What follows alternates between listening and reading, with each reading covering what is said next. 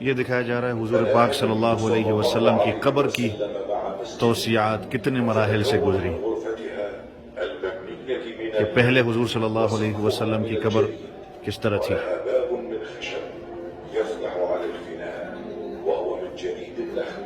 ولا سقف له وله باب من الجهة الغربية يفتح على المسجد النبوي.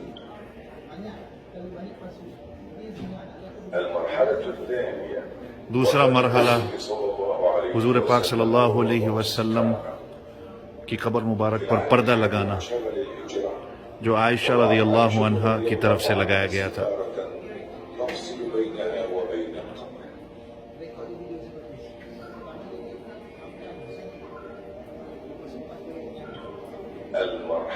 تیسرا مرحلہ حضور پاک صلی اللہ علیہ وسلم کی قبر کا، جب حضرت ابوبکر صدیق رضی اللہ عنہ کی وفات ہوتی ہے۔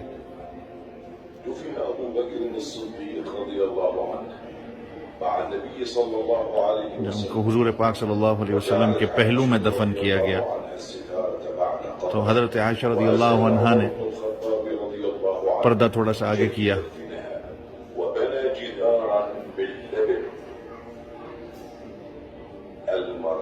چوتھا مرحلہ عمر رضی اللہ عنہ کی وفات جب ہوتی ہے،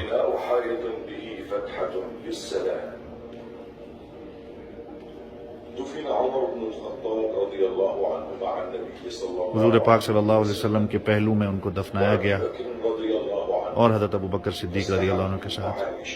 حالانکہ وہ نامحرم تھے ام المؤمنین کے لیے، تو انہوں نے دیوار بنا لی ام المؤمنین عائشہ رضی اللہ عنہ نے۔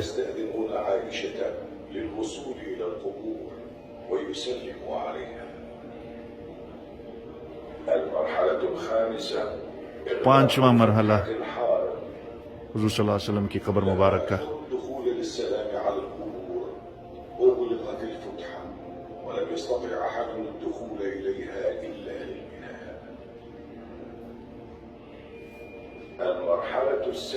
چھٹا مرحلہ ام المؤمنین عائشہ رضی اللہ عنہ کی وفات، اور دروازہ حجرے کا بند کر دیا گیا۔ پھر اس کے بعد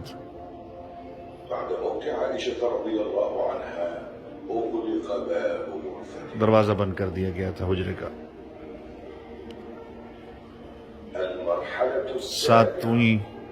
ساتواں مرحلہ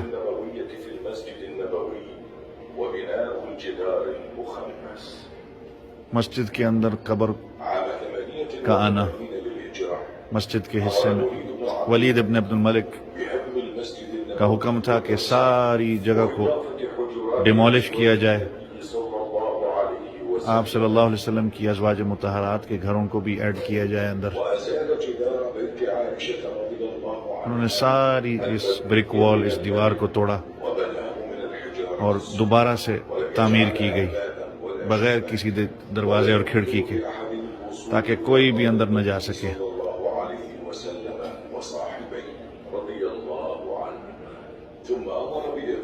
اس کے بعد ایک اور مزید دیوار بنائی گئی۔